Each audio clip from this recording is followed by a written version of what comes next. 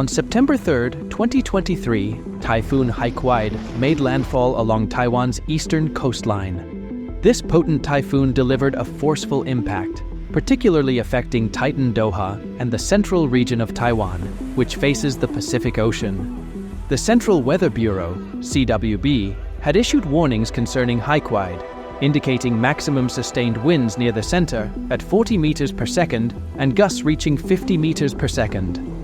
The average radius exceeded 15 meters per second, and the minimum surface pressure was recorded at 950 hectopascals. The CWB cautioned that heavy to very heavy rains were expected from Sunday afternoon through Monday. Several specific areas, including Julian County, the mountainous regions of Taichung City, Pingdong County, Yilong County, and Titan County, were placed under rain warnings, as were various locations like New Taipei City and Taiwan City. The intensity of Typhoon Haikui raised concerns about destructive elements such as strong winds, torrential rains, storm surges, and violent sea surges, all of which had the potential to trigger landslides and flash floods. 6 hours prior, Typhoon Haikui was positioned approximately 244 kilometers south of Taipei, moving at a speed of 19 kilometers per hour. Radar data revealed that when the western edge of its eye entered the highlands, it collided with the mountains and stalled, failing to fully cross the shoreline. Taiwan's rugged terrain was expected to influence the typhoon's intensity over the next 12 hours. After traversing mainland Taiwan, Haikui was projected to cross the Taiwan Strait while maintaining its status as a typhoon. A second landfall along the coast of China's Fujian province was anticipated within the next 36 hours. The storm generated significant wave heights of up to 12.8 meters. Typhoon Haikui's impact was keenly felt as it struck Titan County near the border of Qinggong and Dongha Township around 3 p.m. local time. The storm was moving west-northwest at 22 kilometers per hour, with sustained winds of 155 kilometers per hour and gusts reaching up to 191 kilometers per hour. Maritime warnings were issued, and ground warnings were in effect across most of Taiwan. Unfortunately, the typhoon's force resulted in injuries and power outages. 2 individuals were injured when a falling tree trapped them inside a vehicle. Over 9,300 households in Titanium counties experienced power loss.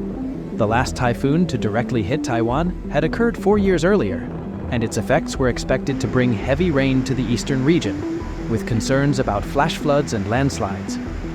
Evacuations were initiated, with over 2,800 residents evacuated from 7 districts and cities. Southern and eastern Taiwan's counties and cities closed schools and businesses, with additional closures in Union County and Penghu County. Flight cancellations were also a consequence of the typhoon's impact. President Tsai Ing-wen urged the public to take necessary precautions and avoid risky activities. The military deployed resources to areas expected to be hit hardest, while reports of damage due to strong winds and fallen trees emerged.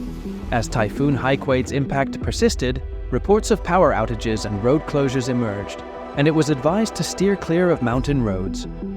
The storm's intensity was expected to peak late Sunday, with predictions of weakening as it moved over central mountains while maintaining strong winds and rain. The formidable power exhibited by this typhoon serves as a stark reminder of the immense force of nature and emphasizes the critical importance of thorough preparedness for such events. Both residents and authorities worked diligently to minimize risks and respond effectively to the challenges posed by Typhoon Haikui.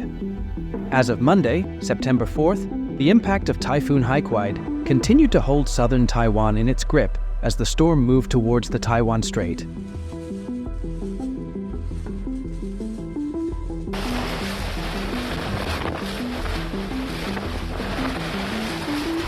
There were indications that the typhoon might weaken into a tropical depression, as reported by LTN. Residents sought refuge indoors, away from windows, as powerful gusts of wind uprooted trees and sent water tanks soaring into the air. Chung Jaiming, a retired mechanic from Taitung aged 58, expressed deep concern, remarking, "I think it's serious this time." He noted the noticeable acceleration of the typhoon, with wind speeds reaching approximately 154 kilometers per hour by 3 p.m. In anticipation of the impending storm, a restaurateur took precautionary measures by securing a signboard advertising seafood. Reflecting on the experience, restaurant owner Ong Juntong commented on the strength of the wind and shared, "Yesterday, the atmosphere was so calm that we didn't feel a typhoon coming. Today, we felt it." As of Sunday evening, data from the Ministry of the Interior, MOI, indicated that 3,729 people had been evacuated due to the approaching typhoon. This marked the first major storm to make landfall in Taiwan since August 2019. In Pingdong County, an area expected to receive 400 to 700 millimeters of rain in the coming days, 144 residents, including elderly individuals living alone, and those in landslide-prone regions, had been evacuated. Landslides triggered evacuations in various other areas as well. In Renai Township in Nantou, where a landslide near the Pingjing Bridge on County Road 85 had disrupted traffic, 173 civilians were evacuated. Furthermore, authorities evacuated 144 people from high-risk areas in Kaohsiung and Nanao Township in Elon ahead of the typhoon's arrival. The arrival of Typhoon Haikui coincided with the weakening of Typhoon Saola, which was circling along the coast of China. Precautions had been taken in Hong Kong and the coastal mainland, including the suspension of business, transportation, and class activities. The situation gradually improved over time, with most restrictions lifted by Sunday. Numerous events in Taiwan had to be cancelled due to the impact of the typhoon, including a hot air balloon festival, outdoor concerts, arts events, and baseball games. National parks and hazardous mountainous roads were also temporarily closed. Following its passage over Taiwan, Typhoon Haikui was expected to continue its path towards China. Given the consecutive typhoons, the Chinese military maintained activities aimed at intimidating Taiwan, a self-governing democracy that Beijing seeks to forcibly integrate. Taiwan's defense ministry closely monitored Chinese military aircraft and naval vessels near the island. While there was no indication that any had crossed the median line in the Taiwan Strait or entered Taiwan's air defense identification zone, such incidents have occurred in the past. To ensure safety, the Taiwan Railways Administration suspended service on various rail lines, and national forest recreation areas were temporarily closed. The situation remained fluid, and the reopening of these areas would depend on the typhoon's status. The impact of Typhoon Haikui affected various facets of life in Taiwan, from transportation to outdoor activities, underscoring the imperative need for vigilance and preparedness in the face of natural disasters.